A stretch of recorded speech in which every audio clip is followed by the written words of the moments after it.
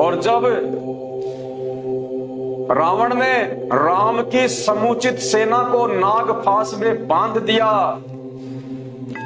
सर्पों ने, नागों ने श्री रामचंद्र जी सहित, लक्ष्मण सहित, हनुमान जी सहित, जामवंत सहित, अंगद सहित, सुग्रीव सहित जितने बड़े बड़े योद्धा उनके साथ में गए थे, कंप्लीट सेना को सर्पों ने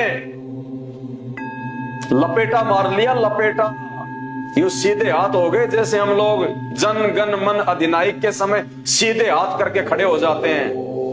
ऐसे श्री राम, श्री लक्ष्मण, हनुमान, जामवंत, सुग्रीव, अंगद, पूरी की पूरी वानर सेना को, श्री रामचंद्र जी की सेना को नाग फांस में बांध लिया। उन सर्पों ने बंधन में बांध लिया।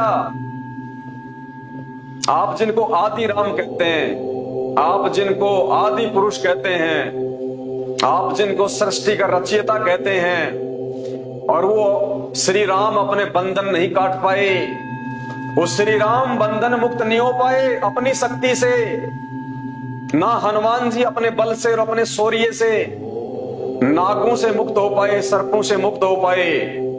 सब ने असमर्थता जाहिर कर दी, सबकी शक्ति का पता चला वहां पे। फिर क्या किया श्री रामचंद्र जी ने? अपने वाहन गरुड़ पक्षी को पुकारा। गरुड़ ने आके अपनी नुकीली चोंच से और भगवान श्री राम को, जिनको सृष्टि का रचयिता कहते हैं, जिनको बंधन मुक्त कहते हैं, उस श्री राम को और उनकी पूरी सेना को और हनुमान जी को और लक्ष्मण को एक पक्षी ने, एक जानवर ने, जो कि उनकी सवारी थी, उनका वाहन था, उस गरुड़ ने श्री रामचंद्र जी को मुक्त किया।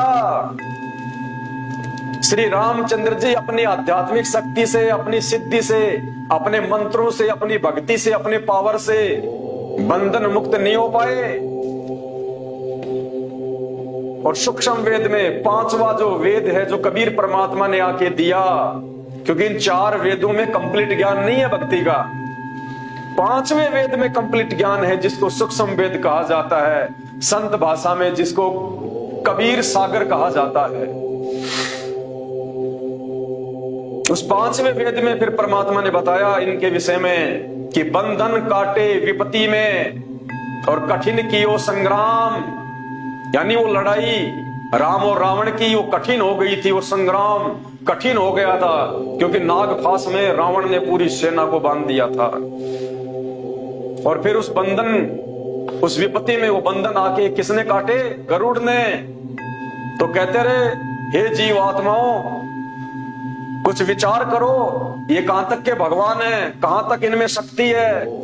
कहते बंधन काटे उस विपत्ति में और कठिन कियो संग्राम, और चिन्ह और नर प्राणियों, वो गरुड़ बड़ो या राम, कि कुछ विचार करो, चिन्हो कि तुम्हारा भगवान श्री राम बड़ा हुआ या फिर वो गरुड़ बड़ा हुआ, जिसने तुम्हारे श्री राम के भी बंधन काटे।